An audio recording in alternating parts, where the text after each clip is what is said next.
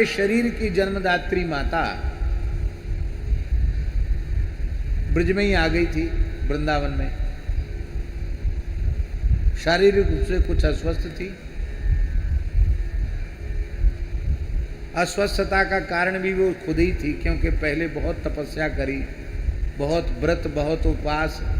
इतना जैसे भगत जी का है ना कि इतने बजे तक हो जाए तब खाना पीना, ऐसे ही उन्होंने अपने जीवन में ऐसा ही किया। इतना नियम हो जाएगा तब जल पीना, तब कुछ खाना। एकादशी को केवल तुलसी दल लेना और कुछ नहीं लेना। और गामन में काम तो खूब होता है, घर में काम कम होता है क्या? माताओं के पास बहुत काम होता है, सब काम यथावत करना। तो यहाँ वृंदावन आ गई। एक दो घटनाएं नहीं, ऐसी विचित्र विचित्र घटनाएं। भगवत धाम जाने के, बाबा पंडित जी भगवत धाम जाने के कुछ दिन पूर्व की बात। बोली हमारे पैरों में दर्द हो रहा है, तो पेट में एक नली पड़ी हुई थी, कुछ तकलीफ थी इसके कारण। तो एक ब्रजवासी नर्स को रखा, तो उसने कहा कि माताजी आप तो चलती फिरती तो है नहीं, आप तो व्हील चेयर पे चलती हैं और इन्फेक्शन का डर रहता है, इसलिए कोई भीड़ भाड़ भी नहीं आती आपके पास, तो आपके पैर में दर्द कैसे हो गया?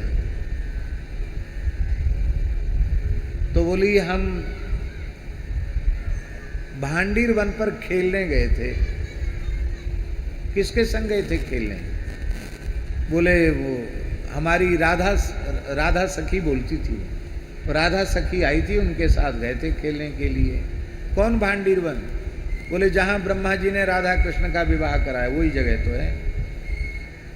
तो आप तो चल नहीं सकती। बोले जैसे ही राधा रानी आती हैं हमारा ये स्वरूप थोड़ी रह जाता, हमारा स्वरूप तो बदल जाता है। वहाँ हम खेलते रहे और उसी से थक गए लौट के।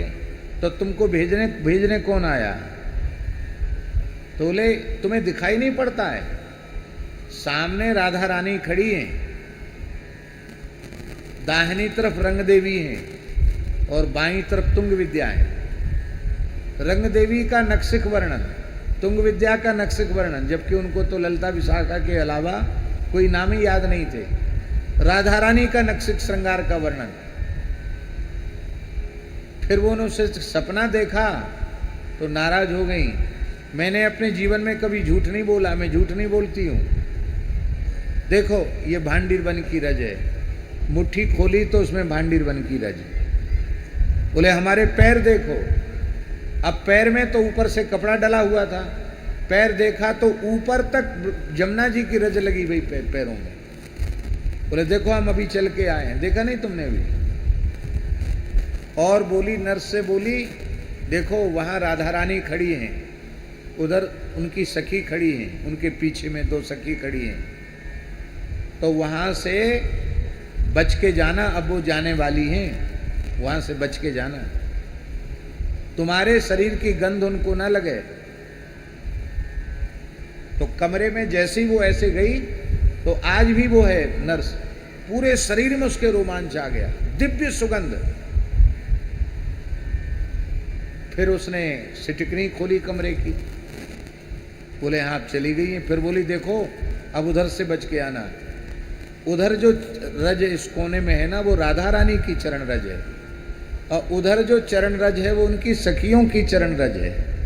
तो सखियों की रज अलग रखो, राधा रानी की रज अलग रखो, मिलाना नहीं, क्योंकि वे स्वामिनी हैं और वो सखी हैं, मिलाना नहीं। आज भी वो रज रखी हुई है। ऐसी एक दो घटनाएं नहीं, जाने कितनी घटनाएं। जिन संतों का उन्होंने कभी दर्शन नहीं किया उन संतों का उनको दर्शन होता था। राधा बाबा का कभी दर्शन नहीं किया, उनका दर्शन। हनुमान प्रसाद पोद्दार जी का कभी दर्शन नहीं किया, भाई जी का बार बार दर्शन। स्वामी श्री हरिदास जी का दर्शन,